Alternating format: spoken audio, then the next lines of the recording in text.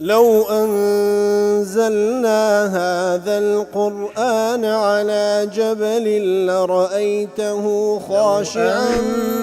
أنزلنا هذا القرآن على جبل لرأيته خاشعا أنزلنا هذا القرآن على جبل لرأيته خاشعا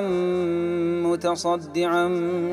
من خشية وتلك الله. الأمثال نضربها للناس لعلهم يتفكرون.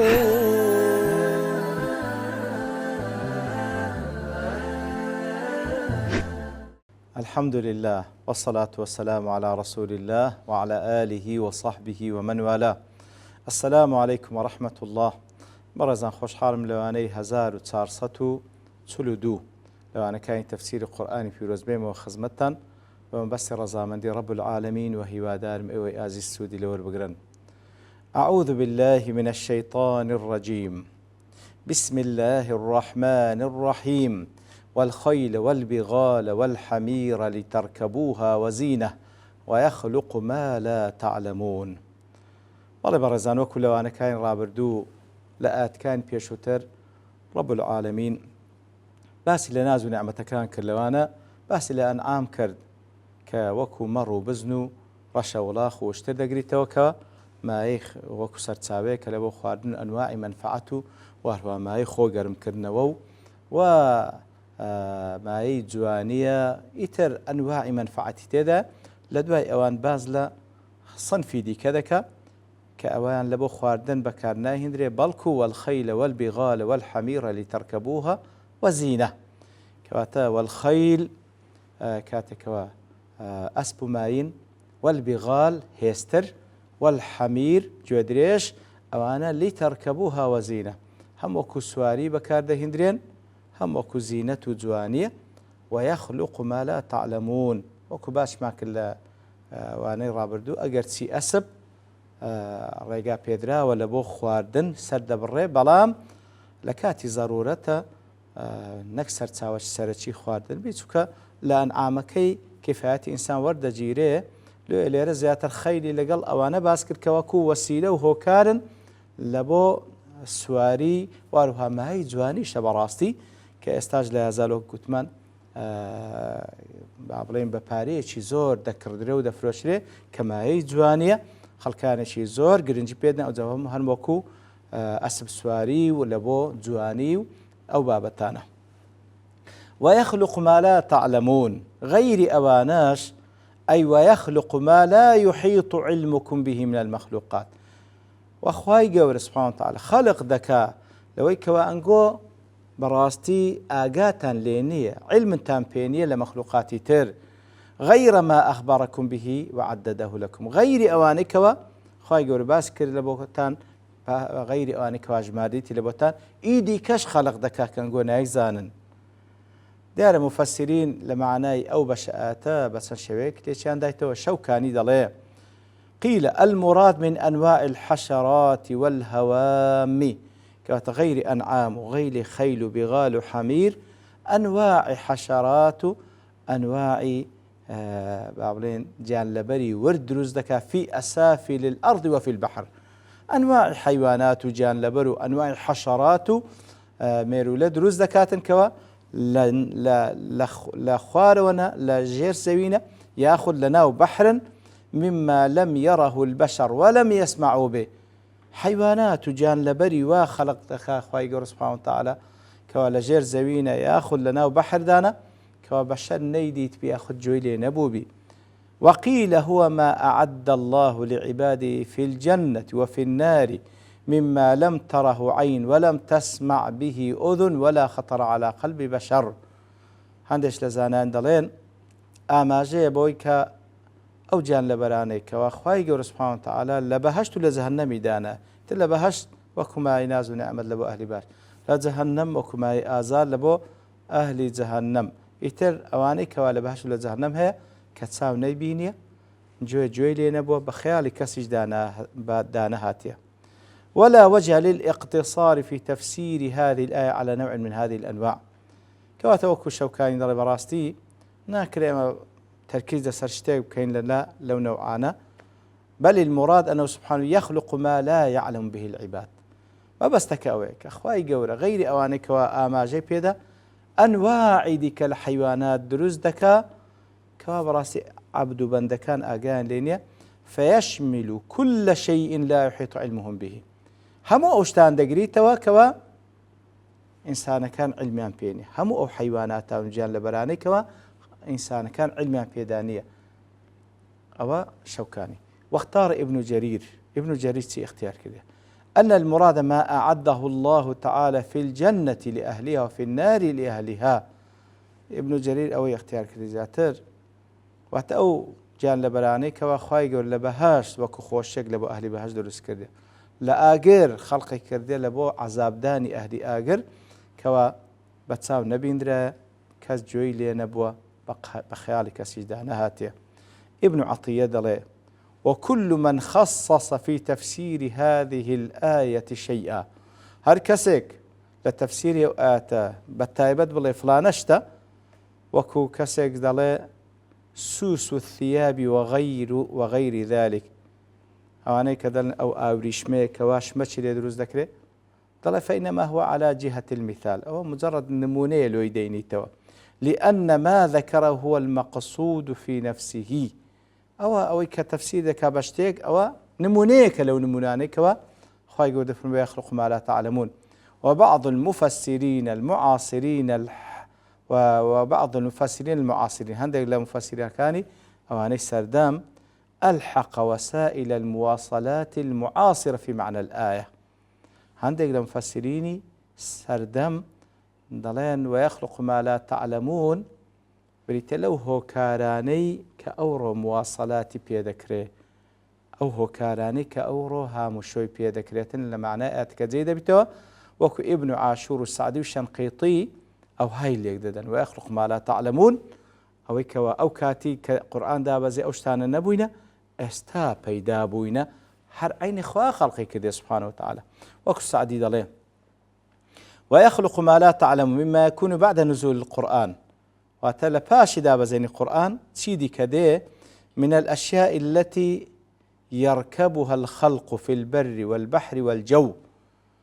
لو اشتاني كوا لدواي دابزين القرآن بيدا بوينا كوا خالشي بكاري دين وكو مركبة لبوي كوا بس لسربشتي بابرين وهو كاري مواصلاته انزال وشكاني انزال بحر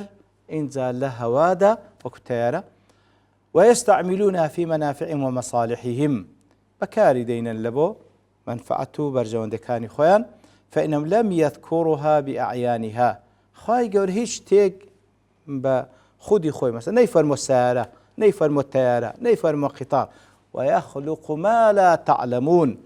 لأن الله تعالى لا يذكر في كتاب إلا ما يعرفه العباد. الله تعالى لقرآنكي شتيك بازناكا كوا بندكان نيزانا ياخذ هاوشيوي نزانا. وأما ما ليس له نظير في زمانهم اگر شتيك باز بكا كوا لو سردمي كذا زي قرآن بيروس هاوشيوينيا فإنه لو ذكر لم يعرفوا اگر باز بكرابا فلانشت فلانشت فلانشت نان دزاني كوجودي نيا وكو كوا لدواي ايما بيدا دبي باصد زالو ما باز بكري برام كمان نمان بيني بي تصورنا كين فيذكر أصلا جامعا يدخل فيه ما يعلمون وما لا يعلمون. لويا خايقر سبحانه وتعالى بقول شيء عام باز دكاتا لو اشتاني كوا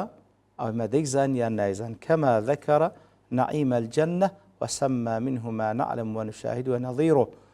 هل وكو خايقر سبحانه وتعالى كباز لخوشكاني بهج دكا باز لو اشتانج دكا كإم هاوشي وكاني دزانين وكو خرماو وكو تريو وكو هنارو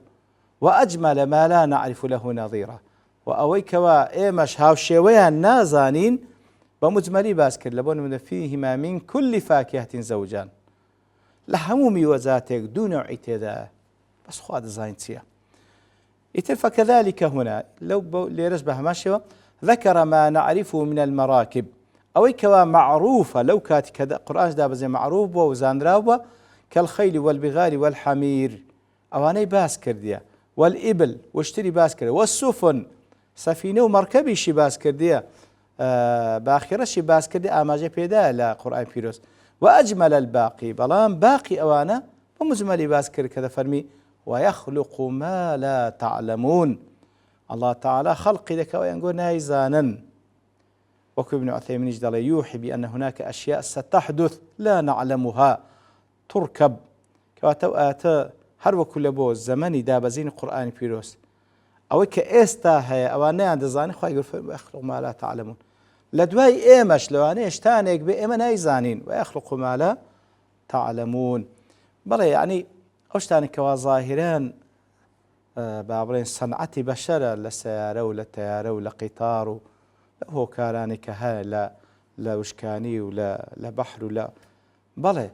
سەنعەتی بەشەرە بەڵام چێ ئەو مەوادە خامەی بە ئینسانەکان بەخشی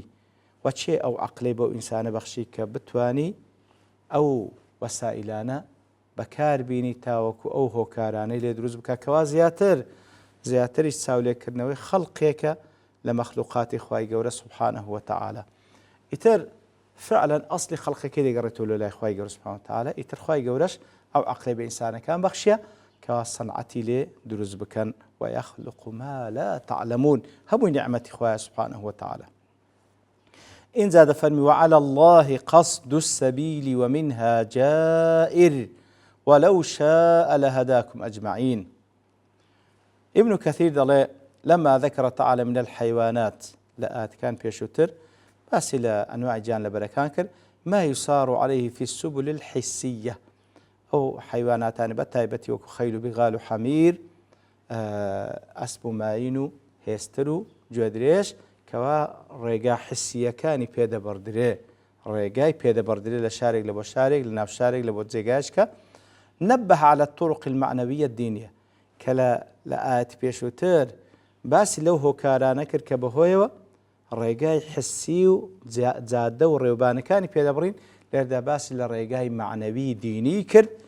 وكثيرا ما يقع في القرآن العبور من الأمور الحسية إلى الأمور المعنوية النافعة الدينية لزور جێگای کەش خوای گەورە سبحانه وتعالى کە باس لە شتی حسی و هەست پێکراو دەکا ئینجا دەپەڕیتەوە لە بۆ شتی معنەوی کەوا مەسائلی دین و ئەو شتانی کەوا منفعەت تێدا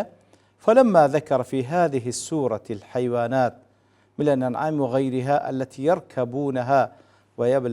ويبلغون عليها حاجة في صدورهم وتحمل أثقال من البلاد إلى البلاد والأماكن البعيدة والأسفار الشاقة كانت الآيات كان بيشوتر کە باسی لە ئەو ئاژەڵانە کرد و ئەو حەیواناتانی کەوە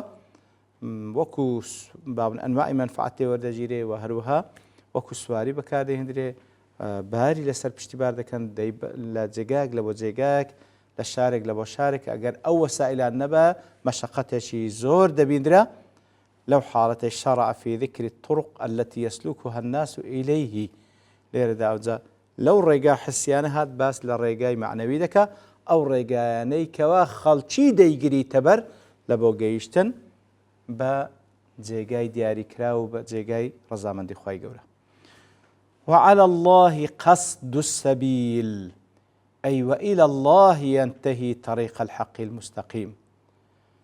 طبعا بدو شيء ولا يقدر شيء كان وإلى الله ينتهي طريق الحق المستقيم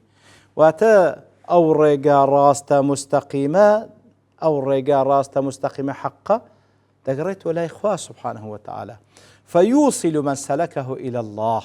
أو رجا راستا بقري تبر ديجيني الله ونيل رضاه وجنته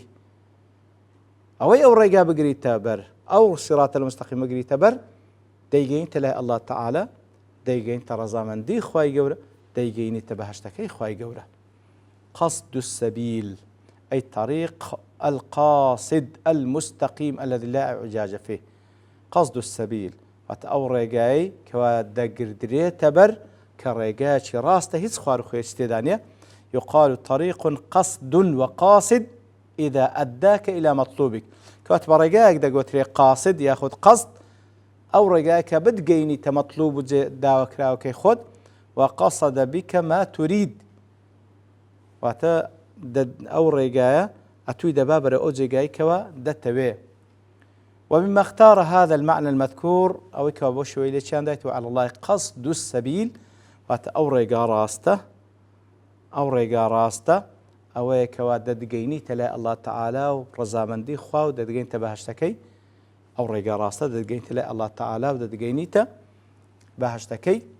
شيء هاي لك دايتوك واحد ابن تيمية ابن القيم ابن كثير السعدي شنقيطي هندي تجدلين المراد وعلى الله بيان طريق الحق المستقيم هندي تجدلين بمعنى أويدي وعلى الله قصد السبيل واتبيان كردنو رون كردنوي ريقاي راستو مستقيم للاي الله تعالى وتخواي قول سبحانه وتعالى لسر خوي واجب كردك أو ريقاي رون بكاتو لبو خلشي خوي قول لسر خوي داناكوا أو ريقاي بيان بكاكوا ريقاي راست كاما ريقاي أواني كوايان لك دايتوكو ابن جرير ابن عطية وقرطبي واحد يجدل زورين مفسين أو هاي لك ددنوا ولبيواني سلفش ابن عباس قتادة ابن زيد ضحاك أو هاي لك ددنوا والله أعلم دارو آتشتتريشي زيادة تدام باسكم بالله ونورتاوني كاد دوستين ببشتواني الله تعالى واني داهدو دينه وخزمتي وصلى الله وسلم على نبينا محمد وعلى آله وصحبه أجمعين وآخر دعوانا الحمد لله رب العالمين. لو أنزلنا هذا القرآن على جبل لرأيته خاشعا أنزلنا هذا القرآن على جبل لرأيته خاشعا أنزلنا هذا القرآن على جبل لرأيته خاشعا متصدعا من خشية الله وتلك الأمثال نضربها للناس لعلهم يتفكرون